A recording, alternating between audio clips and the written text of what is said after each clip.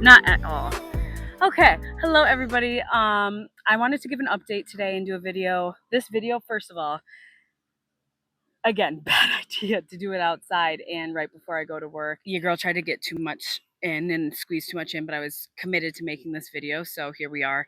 Probably gonna be sweaty. It's hot as balls outside and humid, so yeehaw, enjoy this one. Giving Farmer Joe vibes. Anyways, okay, let's get into it. As you all know, I'm still living at home right now, and my parents are actually in Illinois because my mom had to have surgery. Um, and it has been giving me this feeling of, oh my goodness, I'm about to be living alone again.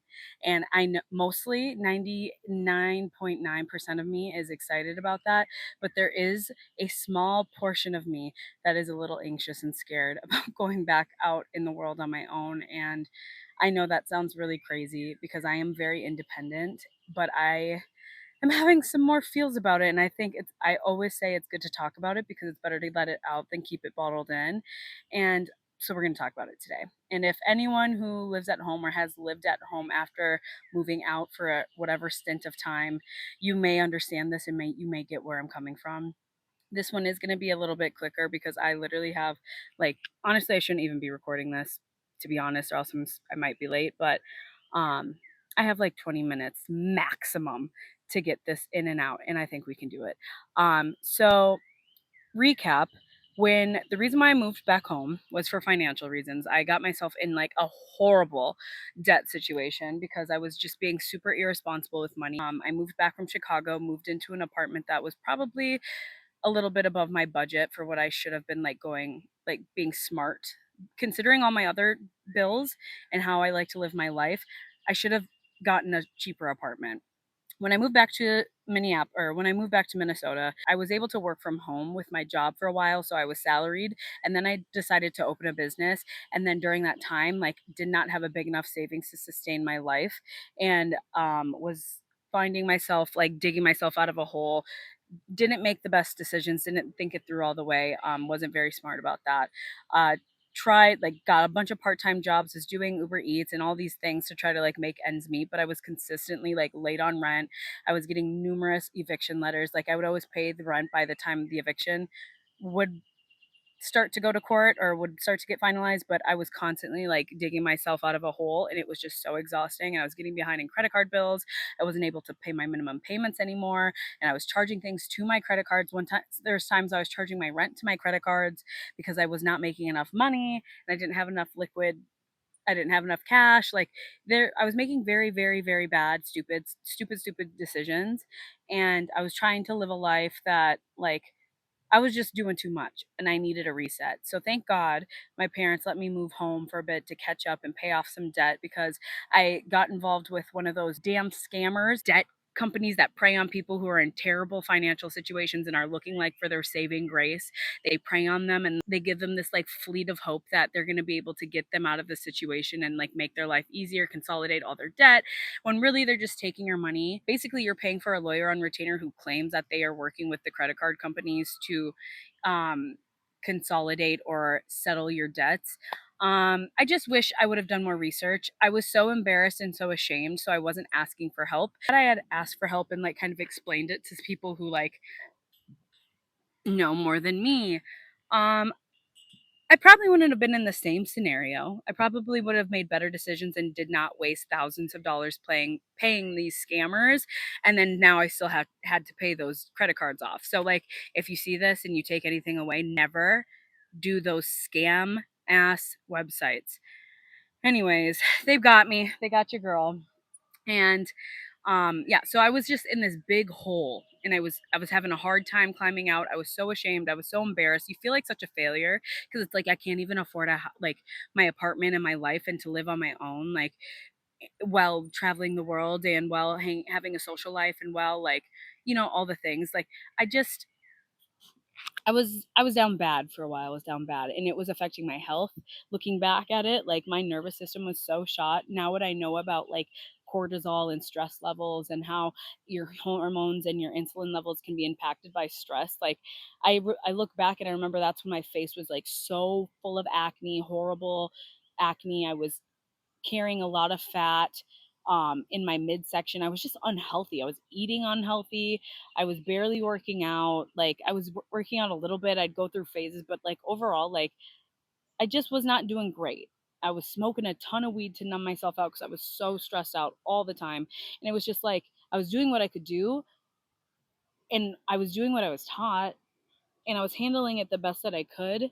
But yeah, it was hard. It was hard. That was a really hard time. And then moving home felt like such a relief because I was like, oh my God, I don't have to like worry about having a roof over my head. Like, I'm going to be fed. I'm going to have a home to live in. Like, and I'm going to be saving up. I'm going to be paying things off and I can actually like live my life. And it felt so good. And originally I was only supposed to do it for like 9 months. I moved in March and it was supposed to be out by September. But then I got the idea to get my TEFL certificate and change my life. So then things got expanded and I ended up staying a lot longer. And I'm so grateful for it because I was able to get a lot of debt paid off, have a savings account for the first time, like really ever, learn my savings habits, and readjust my relationship to my finances. Like I just had a really bad relationship with it. And I think I'm still growing, but I'm in that reset process right now.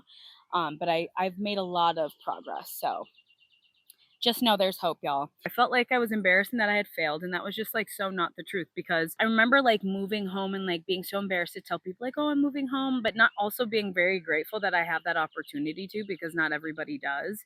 And then once I started living at home and my life started to like, the pieces started to get worked out, I started to realize like what I thought was originally a setback and was so embarrassing, it was actually the foundation of this next chapter that I'm going into. And there's just no way I would have been able to do it the way I was living before. There's no way I would have been able to save up enough, pay off all this debt, get myself in a position to go and move my life abroad. Like it wasn't feasible. Honestly, like to go to school during that, I was so stressed all the time. It's just like all I can remember. Like I was having fun. I was still making this podcast. I was still like trying my best to like get my life together. But looking back at it, like I didn't have a fucking prayer. Like that was so hard. Like, and I'm glad I'm not in that position anymore. I'm really grateful and I'm so happy that I didn't let like the fear of what other people would think about me for being 30 and moving back home. Like it's so crazy how I in my life have let the idea and the perception of what other people may or may not think of me control anything that I do. And I find myself doing that sometimes and it's like nice to check myself back in and like, girl, this is our life. We don't have to worry about anyone else. We don't have to answer to anyone else. Like, carry on. So yeah, I'm glad that I made the decision to move home and I'm so grateful. I got to know my parents as an adult and I thought that was really cool. Just to like hang out with them. For me, it's always the little things in life, like watching a show together, making dinner together, going to the movies together, having a bonfire, sitting in the hot tub, just spending quality time. It's always the little things in life for me. So like being able to be home with my parents, I will never forget this time in my life. I will never forget it and I will always be grateful. And um the older that I get and now that I'm literally moving abroad, I'm not going to have these easy moments, these simple everyday moments now when I oh that makes me a little sad. I'm not gonna have it's not going to be as easy to have those moments. I know they will still come. I'm going to come home. They're going to come and visit me, but it's going to be different. And like, this is hopefully, no offense, y'all. Hopefully, the last time I ever live with y'all. You guys can come and live with me in my big ass house one day. But this is hopefully the last time I have to live with y'all. And when y'all live with me, when you're old and you live in my guest house, just know we're going to be living by my rules. So maybe take that into account if you see this and you can adjust how you treat me these the next few months. I'm just kidding. No, but I genuinely really appreciated like just being able to wake up and say hi to my mom and my dad or like see them before I go to bed. Like it's just that's something I'm probably never gonna get to do again. So I appreciate it.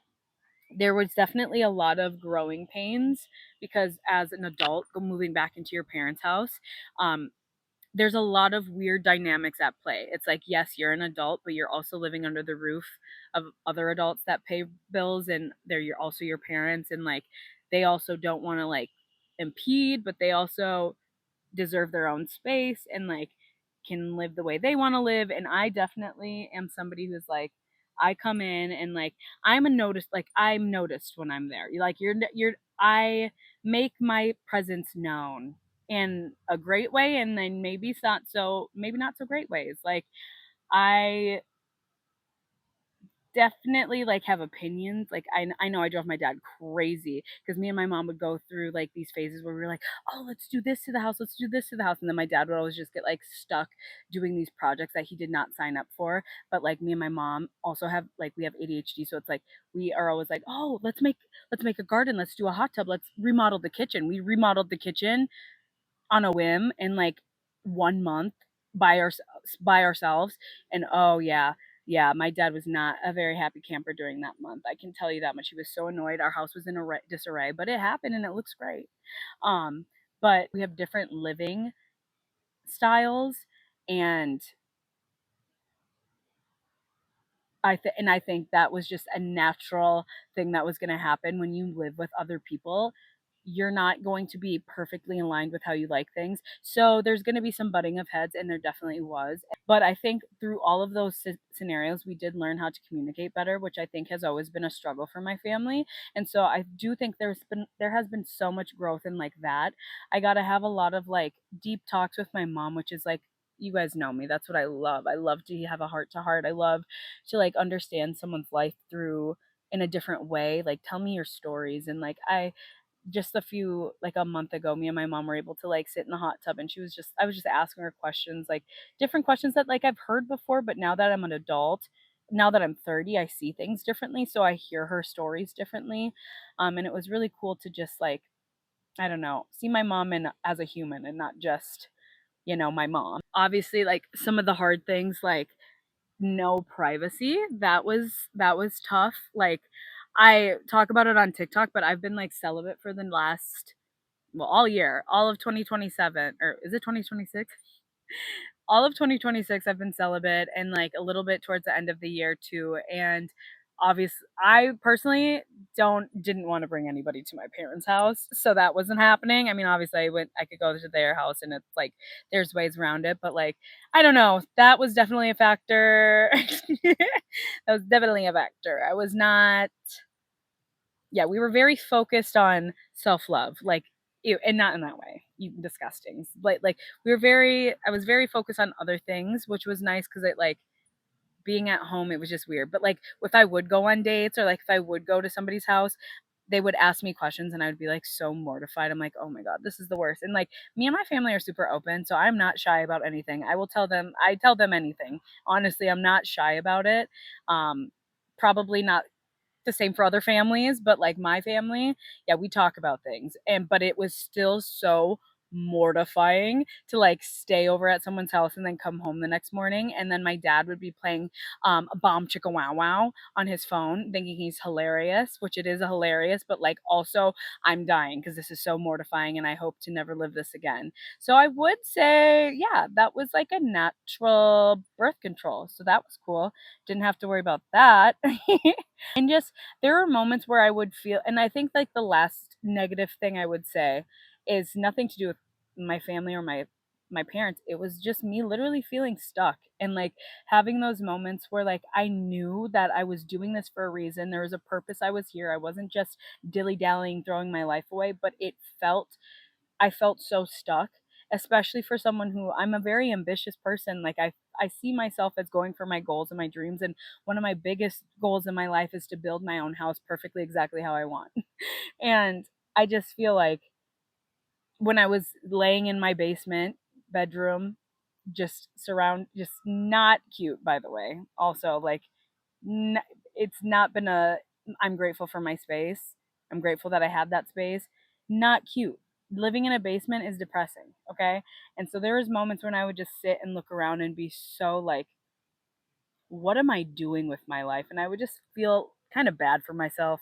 But then I would get out of it and I'd be like, I'm doing this for a reason. This is a temporary sacrifice for a bigger goal, for a bigger dream. And I know that's coming, but there was days when it was hard to see the silver lining. It was hard to see that there was more on the other side. I definitely have to start wrapping this up.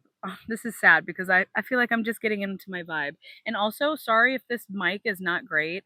I had to do this. There was so many struggles happening to make this episode happening, and just bear with me. I'm also trying these out to see if I want to bring them to Europe with me. It's a lot easier to pack and transport, and so we're trying things out. But I did want to leave on like a positive note again, like the things that I learned. I learned so much about myself.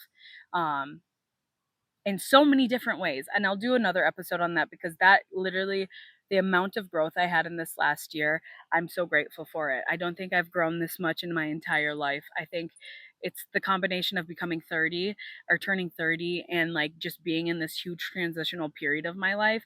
I learned so much about myself. I mean, I've never known myself more than I do now. And that's what happens with age. But like, I genuinely know who I am now. I feel like, and I will keep evolving and keep learning more, but I know what I want. I know what I like. I know what I bring to the table. I know my strengths. I now know exactly. I can look my shadows, my demons, my traumas in the face and be like, okay, yeah, I know where this comes from. I know why I get triggered in this way. I know what I got to do to not get triggered, what I need to do to deal with it.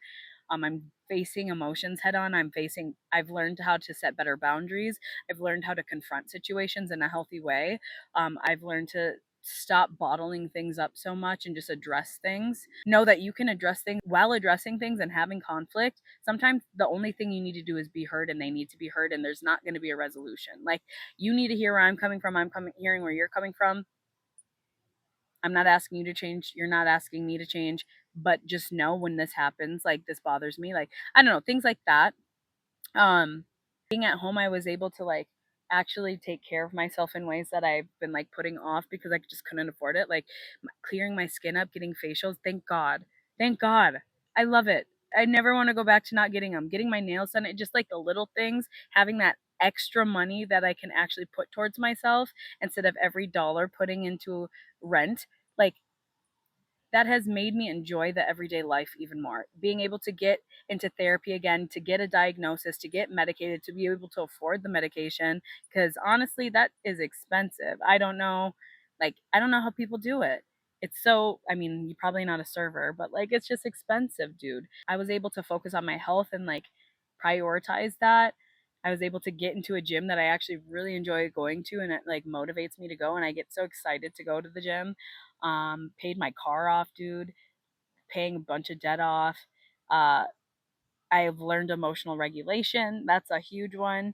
Outside of smoking weed, which that that was its own battle, like learning my relationship with weed and like how it is such a beautiful thing. It's like something that I do appreciate and I still partake in, but I realized how I was doing it and my relationship with it was unhealthy.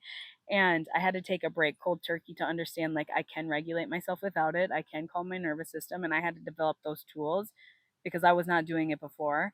And now I know I have a much healthier relationship with it and I understand things differently. So that's cool. My final note, I've said this before, but being home has given me the reset I needed so I could actually figure out what I want to do with my life and go for it because it gave me the flexibility to plan it out, to not be so stressed about surviving that I was actually able to figure out what I want for myself and where I want to go and make a plan that's actually realistic to make it happen. And so now being on the other end of this journey, it's kind of crazy. I'm so grateful. I would have done it again. I would have done it sooner. And I wish I could go back and tell the version of me who was sitting in her apartment crying thinking like I'm such a failure. I am so embarrassed.